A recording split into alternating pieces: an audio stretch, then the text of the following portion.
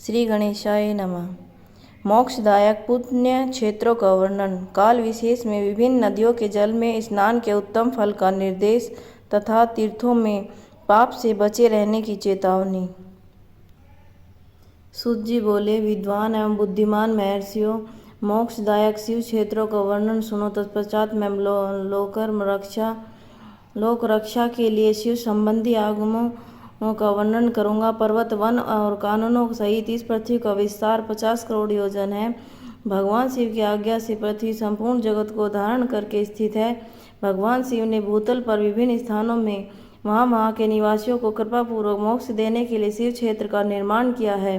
कुछ क्षेत्र ऐसे हैं जिन्हें देवताओं और तथा ऋषियों ने अपना वास स्थान बनाकर अनुग्रहित किया है, इसलिए उनमें तीर्थ प्रकट हो गया है। तथा अन्य बहुत से तीर्थ क्षेत्र ऐसे हैं जो लोगों की रक्षा के लिए स्वयं प्रादुर्भूत हुए हैं। और तीर्थ क्षेत्र में जाने मनुष्य को सदा स्नान, दान, जप आदि करना चाहिए। अन्य रोग, दरिद्रता और मुक्ता आदि दोषों का भागी होता है। जो मनुष्य भारतवर्ष के भीतर मृत्यु को प्राप्त होता है, वह अपने पुण्य के फल से ब्रह्मलोक में वास करके पुण्य क्षय के पश्चात वह मनुष्य योनि में ही जन्म लेता है। ब्राह्मणों पुण्य क्षेत्रों में पाप कर्म किए जाए तो वह भी दृढ़ हो जाता है। अतः पुण्य क्षेत्र में निवास करते समय सूक्ष्म से सूक्ष्म अथवा थोड़ा सा भी पाप न करे। सिंधु या शतद्रु नदी के तट पर बहुत से पुण्य क्षेत्र हैं। सरस्वती नदी परम पवित्र और 60 मुख वाली कही गई है, अर्थात उसकी 60 धाराएं हैं। विद्वान पुरुष सरस्वती के उन धाराओं के तट पर निवास करें तो वह कम से कम पद को पा लेते हैं।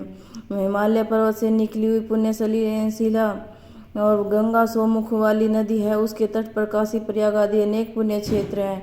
और मकर राशि के सूर्य होने पर भी गंगा की तटभूमि पहले ही अधिक प्रशस्त पुण्यदायक हो जाती है। सोन भद्र नदी की 10 धाराएं हैं और वह बृहस्पति के मकर राशि में आने पर अत्यंत पवित्र अथवा अभीष्ट फल देने वाला हो जाता है। उस समय वहाँ स्नान उपवास करने से विनायक पद की प्राप्ति होती है। पुण्यशिला और नदी, महानदी नर्मदा के 24 मुख हैं, उसमें स्नान, उसके तट पर निवास करने से मनुष्य को वैष्णव पद की प्राप्ति होती है। तमसा के 12 और रेवा के 10 मुख हैं और परम पुण्य मई गोदावरी की 21 मुख बताए गए हैं। ब्रह्म हत्या और गोवध के पाप का नाश करने वाली है, रुद्रलोक देने वाली है। कृष्णवेणी नदी जल बड़ा पवित्र है, वह नदी समस्त पापों का नाश करने वाली है।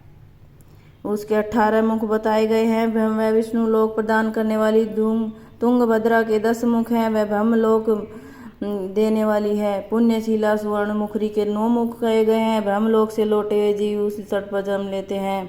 सरस्वती नदी, पंपा सरोवर, कन्याकुमारी, तंत्रीप और शुभकारक श्वेत नदी, ये सभी पुण्य क्षेत्र हैं। इन तट पर निवास करने वाले इंद्रलोक की प्राप्ति होती है। सहस पर्वत से निकली हुई महानदी कावेरी परम पुण्यमयी है। उसके 27 मुख बताए गए। संपूर्ण अभिष्ट वस्तु को देने वाली है। तट पर स्वर्लोक की प्राप्ति करने वाला ब्रह्म और विष्णु का पद देने वाले हैं। कावेरी जो तट से छत्र और अंतर्गत हैं, वे अभिष्ट फल देने वाले शिव के साथ ही शिव लोक प्रदान करने वाली भी है। नैमिषारण्य तथा बद्रिकाश्रम में सूर्य और बृहस्पति के मेष राशि आने पर यदि स्नान करे तो उस समय वहाँ किए हुए स्नान, पूजन आदि को ब्रह्मलोक की प्राप्ति कराने वाला जानना चाहिए।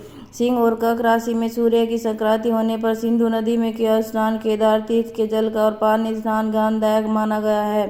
जब बृहस्पति सिंह राशि में स्थित हो उस समय सिंह की संक्रांति से युक्त भाद्रपद मास में जो नदी गोदावरी के जल में स्नान किया जाए तो शिवलोक की प्राप्ति कराने वाला होता है। ऐसा पूर्व काल में स्वयं भगवान विष्णु ने शिव ने कहा था।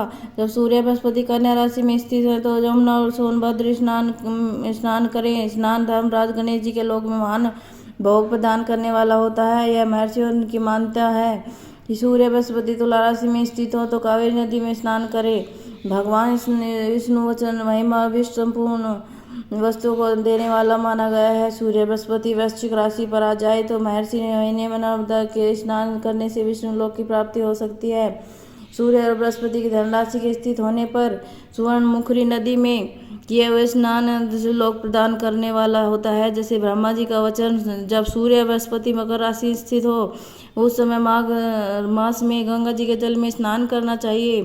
ब्रह्मा जी का कथन है स्नान श्रीलोक की प्राप्ति कराने वाला होता है। श्रीलोक के पश्चात ब्रह्मा विष्णु स्थानों में सुख भोगने पर अंत में मनुष्यों को ज्ञान की प्राप्ति हो जाती है। माघ मास में सूर्य और कुंभ राशि में स्थित होने फाल्गुन मास में गंगा जी के तट पर किया हुआ श्राद्ध पिंडदान अथवा तिलोदक दान पिता और नाना दोनों कुलों के पितरों की अनेक पीढ़ियों का उद्धार करने वाला माना गया है। सूर्य और बृहस्पति जब मीन राशि में स्थित हो तब कृष्णवेणी नदी में किए हुए स्नान की ऋषियों ने प्रशंसा की। उन महीनों में पूर्व तीर्थों में किया हुआ स्नान इंद्र पद की प्राप्ति करने वाला है। विद्वान पुरुष गंगा और कावेरी नदी का आश्रय लेकर तीर्थवास करे। ऐसे करने से तत्काल यह पाप का निश्चय ही पाप नाश हो जाता है। रुद्र लोक प्रदान करने वाला बहुत से क्षेत्र ताम्रपर्णी वेगवती ये दोनों नदी ब्रह्मलोक की प्रति रूप फल देने वाला है। दोनों तट पर कितने स्वर्गदायक क्षेत्र हैं। दोनों मध्य में बहुत से पुण्यप्रद क्षेत्र हैं। निवास करने वाला विद्वान पुरुष वैसे ही फल का भागी होता है। सदाचार उत्तमवर्ती सद्भावना के साथ मन में दया भाव रखते हुए विद्वान पुरुष तीर्थ में निवास करना चाहिए, अन्यथा उसका फल नहीं मिलता। पुण्य क्षेत्र में किया हुआ थोड़ा सा पुण्य भी अनेक प्रकार की वृद्धि को प्राप्त होता है तथा वहाँ किया हुआ छोटा सा पाप महान हो जाता है। और पुण्य क्षेत्र में रहकर जीवन बिताने निश्चय और पुण्य संकल्प से उसका पहला सार पाप का तत्काल नष्ट हो जाएगा, क्योंकि पुण्य का ऐश्वर्यदायक कहा गया है। भावना और तीर्थवास से जनित पुण्य कायिक वाचिक मानसिक पाप सारे पापों का नाश कर देता है।